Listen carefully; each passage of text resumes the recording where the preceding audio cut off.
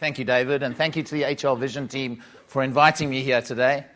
And I know there are a number of people in the audience that were wanting to have some time with me. I'm really sorry that I haven't been able to connect with you, but you can find me on Twitter. And if you want to connect after this presentation, then please feel free to do so. But what I want to do this morning is, and I'm going to try a little bit around what Gary did. I'm not going to talk too much about Unilever. I'm going to talk more about something which really concerns me. And I'll tell you why it concerns me. It concerns me because I've got children. And my two girls are going to have children. And they will be my grandchildren, hopefully. And I'm not sure what sort of world I will have left them if we carry on doing business like we are doing business today. And so what I want to suggest is that maybe there's a different form of capitalism. Maybe there's a form of capitalism where it's more social. Maybe there's a form of capitalism where profit follows purpose. Not purpose following profit. And I'll try and make a case as to why that might be, and I'll try and talk about what I think HR's role should be in all of that. So let me start by saying we live in a world today which I think is, we call it a VUCA world, and we in Unilever kind of inherited that from the military.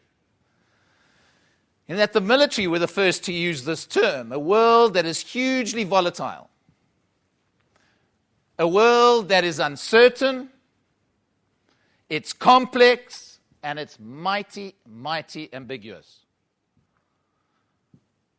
And let me just give you some elements of that world and how I think it's beginning to play out. The first element would be that I think it was the Industrial Revolution that empowered companies.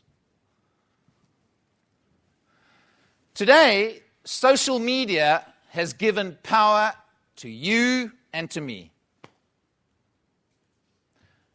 The power is with people today. I know the wealth is concentrated, but power is dispersed. It took only 17 days to overthrow the Egyptian government. 17 days. Driven by two Googleites who were good with social media. The one was Facebook, which they used to understand the process. The other one was Twitter, which they used to communicate to one another. And the other one was YouTube, which they used to tell the world. And it took 17 days to overthrow the Egyptian government. And that overthrow was caused by two factors. If you distill it down and you look at it in detail, there were two issues that led to the overthrow of the Egyptian government. The first was inequality. I read a stat the other day. We live in a world today where 83 people in this world earn the same wealth as 3.5 billion people at the lower end of the pyramid. That can't be right. So inequality was the first driver. And the second driver, which, by the way, inequality is a social challenge that we all face out there. The second driver was about climate change. And it was about the price of food in Egypt had gone through the roof. And why? Because of drought, the price of wheat, and those two factors essentially led to people using social media, having the power, and overthrowing the Egyptian government in 17 days. What does that mean for your business? If people truly matter, what does that mean for your business? And by the way, not consumers. I'd like us to move away from the word consumers. The people who buy our brands and our products are human beings. They aren't consumers. They are human beings. And if people have got the power into the future, what is that going to mean for the brands, the products, and the services that you offer to people?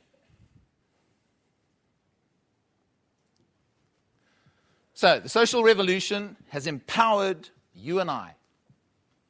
Big time. I think the second thing that we are seeing is that there are some significant social challenges that we face, or opportunities. If you see something on YouTube, if it doesn't matter, you just close it down. I know we all had a wonderful evening last night, and we went out and we really enjoyed ourselves. But while we were doing that, there were 1 billion people who went to bed hungry.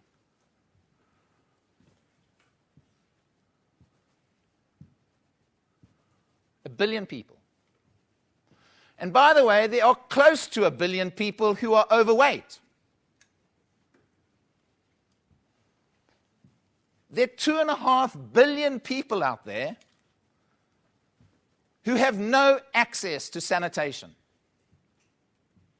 And 800 million of them practice open defecation. How humiliating must that be? In your home is used. Sit on the loo with everybody watching what you're doing.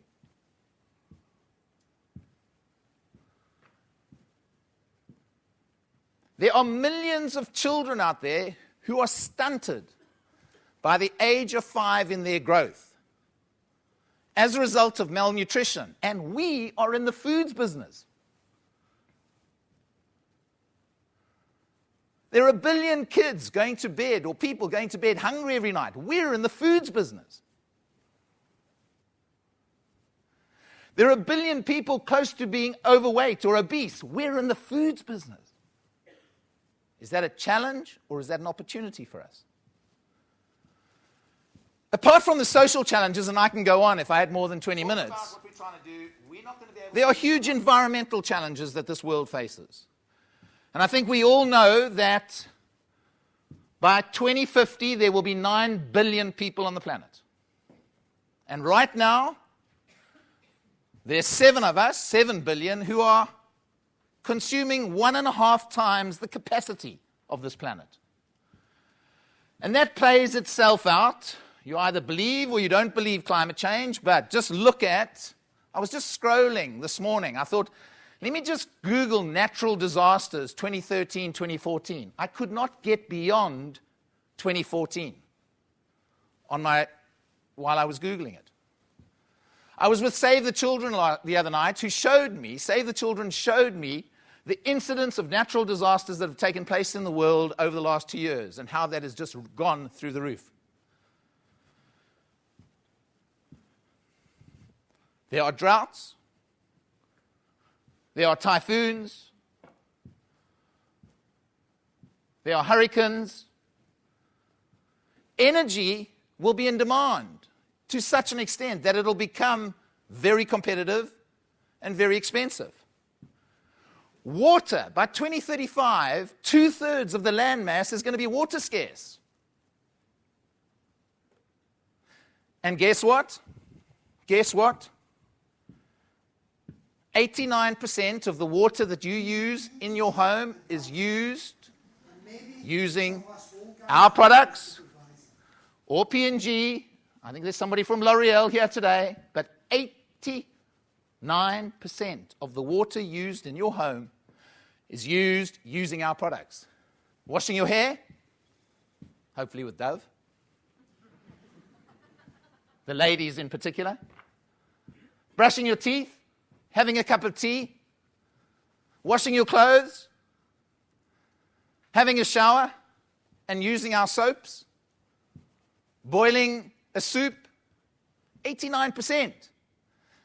And by 2035, 2/3 of the land mass will be water scarce. Is that a challenge or an opportunity for us?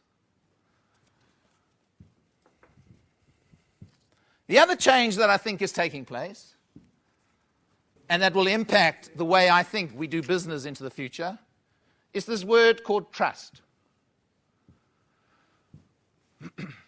You see, if people really matter in your business,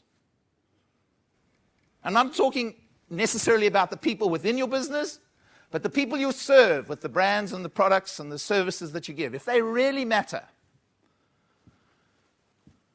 you and I are looking for brands, products, and services that we trust. Why? Because we've lost trust in everything.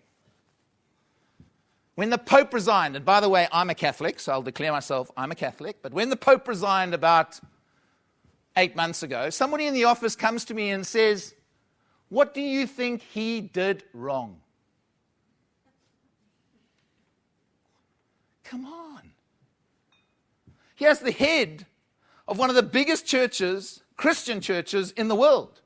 And somebody comes and asks me, "What do you think he did wrong?" Not he's senile, he needs to move aside, and let's bring some Latin American in to sort it all out.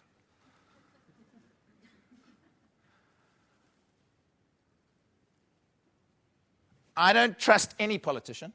Around for another 150 years. And by the way, I've lost trust in big companies and organizations. I just look at the financial crisis with all due respect. I look at Enron. Who do you trust? Who do we trust today? And if people really matter,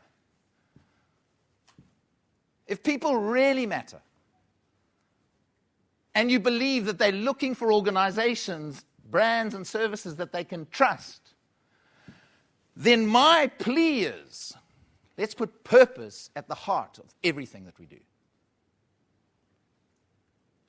Let profit follow purpose.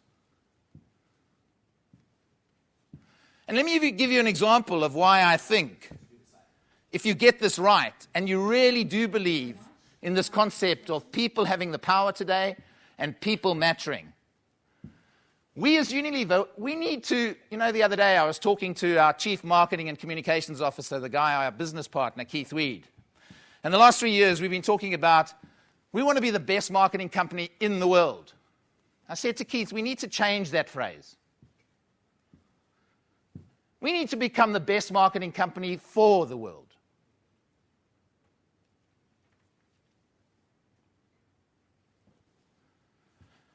Because if people really matter, and I'll give you an example of where it requires you to do that. It's been hardwired. It was through people mattering that we got something right. Take Dove. Dove is a brand that has a purpose. And its purpose is defined or has come about as a result of a global insight. And the global insight is the following. 96% of women do not think they are good enough. I've got 3 girls in my household, a wife and 2 daughters, and I see it every day. My hair, I wish it was thicker. Dad, why am I so short compared to my friends?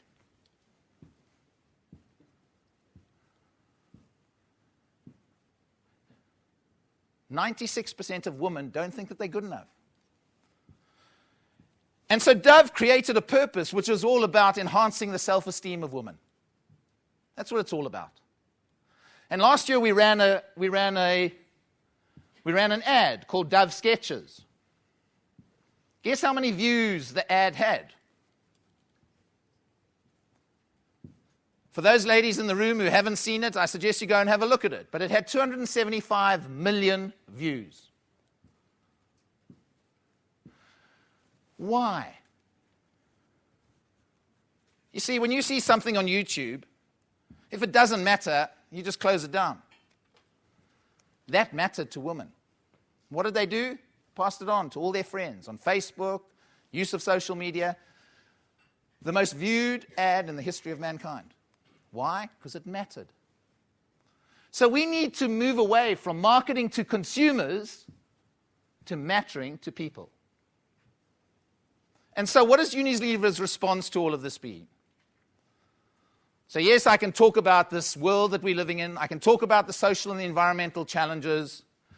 What has our response been? And by the way, let me just start by saying Unilever is not going to save the world on its own. So as much as Paul and myself and others from Unilever get up and talk about what we're trying to do, we're not going to be able to do it on our own. But what we've done is we've tried to do the following. Is first of all, I think that the real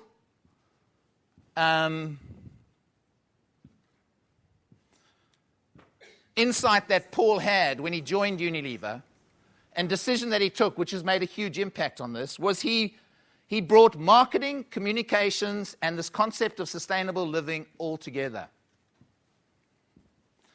And when he appointed Keith Weed as the Chief Marketing, Communications, and Sustainability Officer in a new role, and Keith said to me, Geoff, do you want to come on the journey with me? The first thing we did was we closed down corporate social responsibility. Why? Because our corporate social responsibility needs to be lived through our brands, our products, and our services, not in some department that signs checks for people. And so what we did was we created a vision and an aspiration for ourselves, and we resurrected our purpose, which was to move away from making cleanliness commonplace in the world to make sustainable living commonplace in the world. And we set ourselves 3 big audacious goals, which was to improve the health and well-being of 1 billion people, to reduce our environmental impact, and to enhance the livelihoods of, in particular, women out there. And ensure that all of our raw materials come from sustainable sources.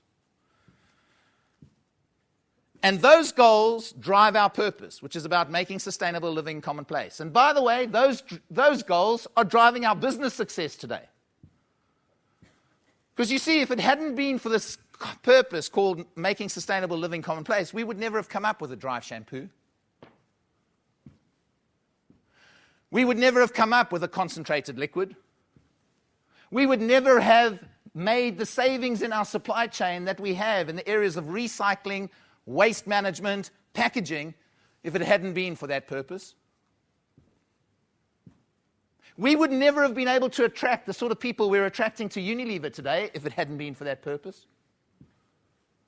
Being the function that shows the red card. We wouldn't have the engagement scores that we have in the business today if it hadn't been for that purpose.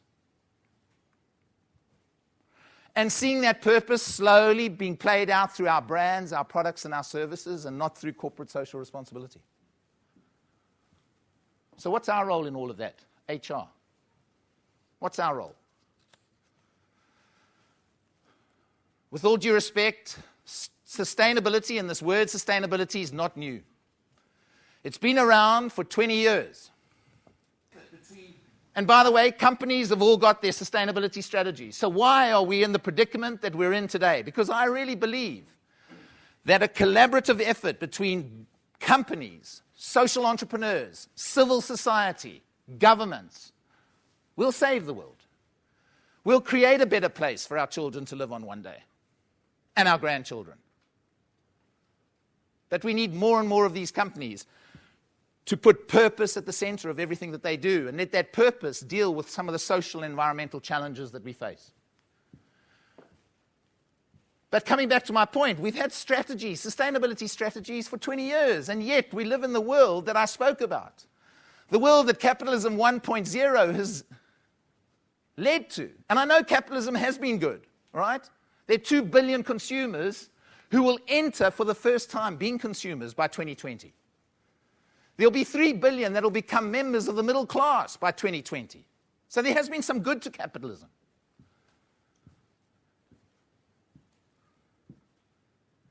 There has been some good. But you see, these strategies, the problem is when culture and strategy collide, there is only one winner every single time. And we all know what that is. Culture eats strategy for breakfast. And when I talk to chief sustainability officers in organizations today, and I say, tell me, you got this wonderful strategy, what is your partnership with HR? Because, by the way, HR are supposed to be the experts in helping to, just like you showed us today, wonderful, fantastic. They are supposed to be the experts in helping to foster, to build, to bring the expertise in building culture. And when I ask these chief sustainability officers, they say to me, HR, who are they?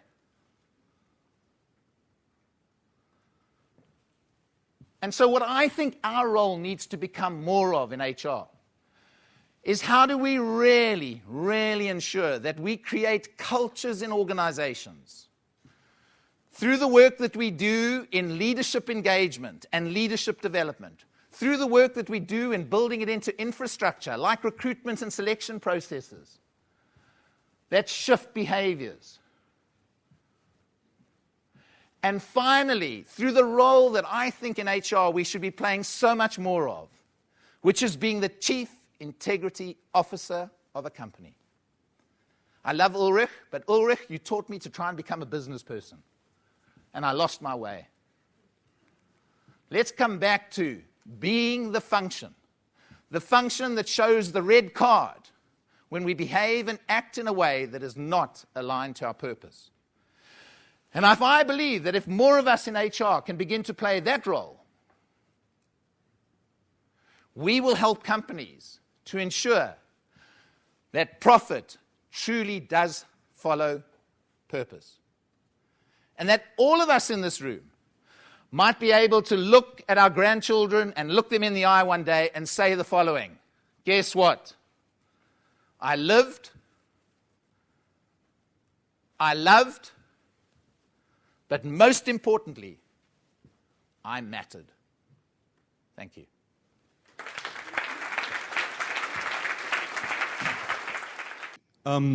Shareholders, bringing them with us on the journey. Can you explain?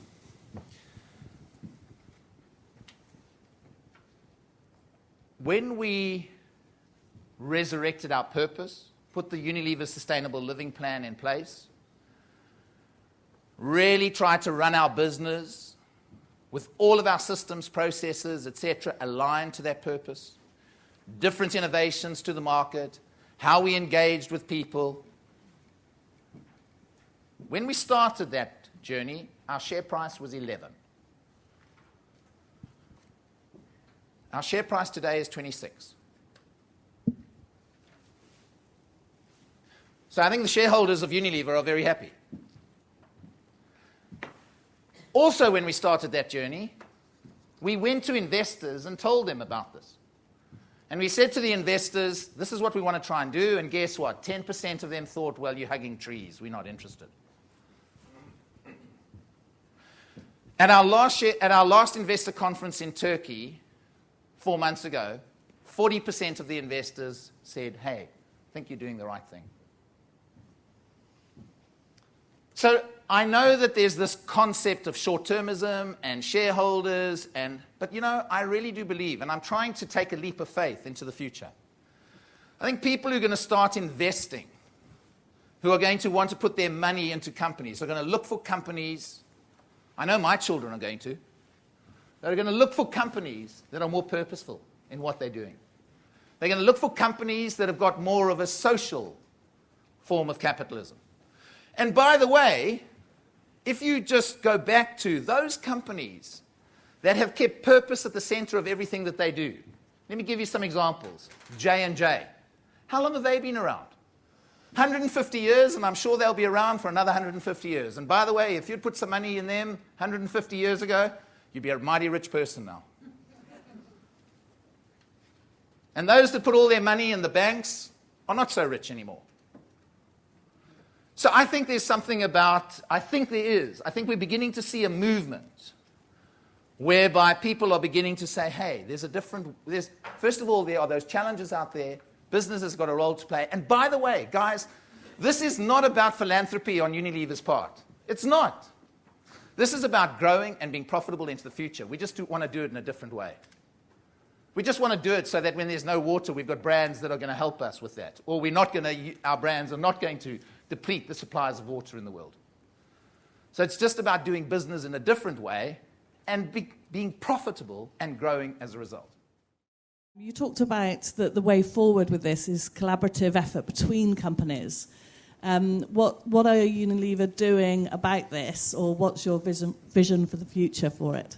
Yeah, so I mean, Unilever's trying to lead a number of consortiums right now. I mean, I can look at, we've got the Consumer Goods Forum, which is looking at the whole issue of the sourcing of raw materials in the manufacture of our products. We need plantations to be around there for another 100 years, 200, 300.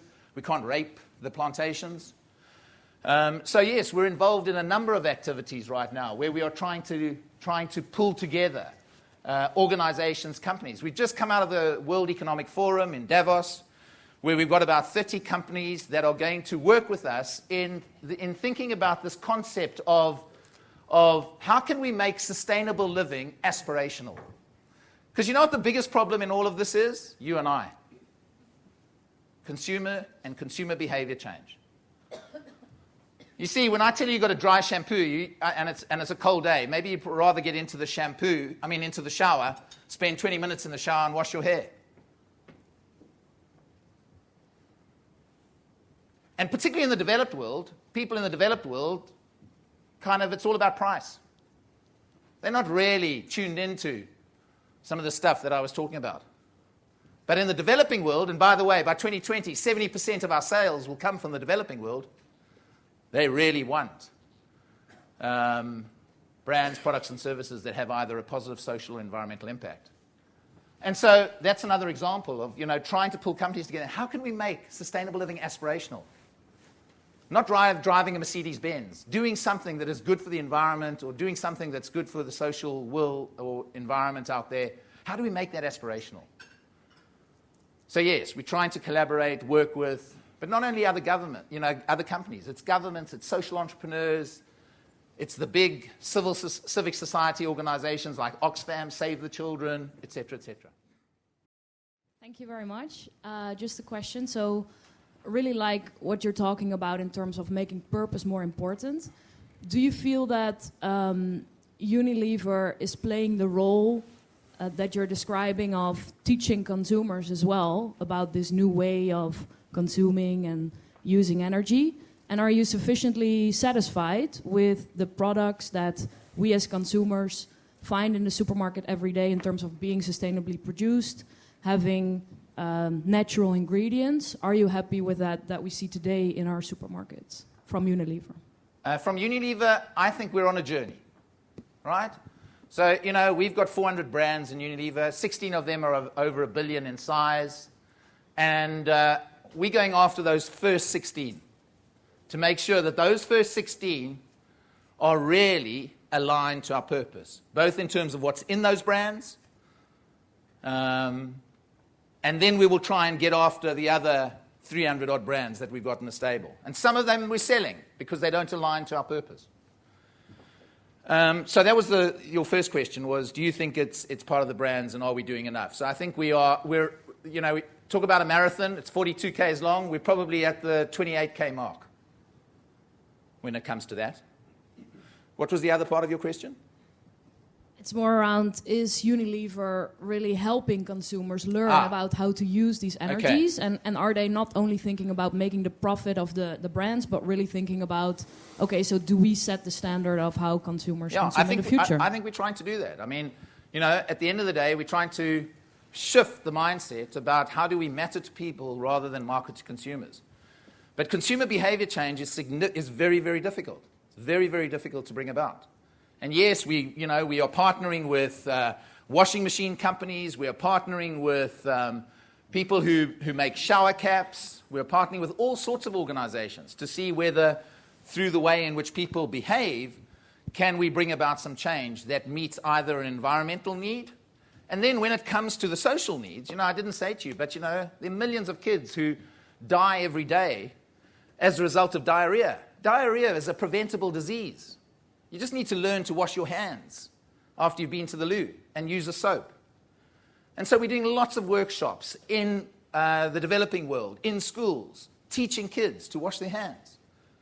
And the only reason we're doing that is because Lifebuoy as a brand, its purpose is to save lives. If it didn't have that purpose, we wouldn't be doing that. We wouldn't be in the schools doing that. So yes, we're trying. You said that the brands that do not fulfill the purpose, you sell them. But how do you explain that? Because then somebody else will put them on the market and they will still pollute. Yeah, I mean, that's a very good question. And I haven't got an answer to that. Because if you know, what else do we do with it? I mean, okay, maybe we just close it down and it doesn't exist anymore. But I think, you know, I think what we're trying to do is we are trying to, in a very authentic way, get after this longer-term purpose. And so that when we sell a brand, we would encourage that organization to maybe learn some of what we are trying to do in the way in which they go about either manufacturing that brand or bringing that brand to the marketplace. You know, a good example is Ben & Jerry's. You know, we bought Ben & Jerry's. I mean, Ben & Jerry's is the most purposeful brand in Unilever. The most purposeful brand in Unilever. And what we've tried to do is not get rid of that purpose. You know, and try and work with these people in Ben & Jerry's. And by the way, they are sometimes our biggest critics, Ben and Jerry. Up there, asking us, why are we doing this? Why are we doing that? And we need that challenge to help us to really try and achieve this purpose that we have, which is to allow 9 billion people to live on this planet in 2050 in a sustainable, profitable, and flourishing way. Thank you. Geoff, thanks very much. Thank you.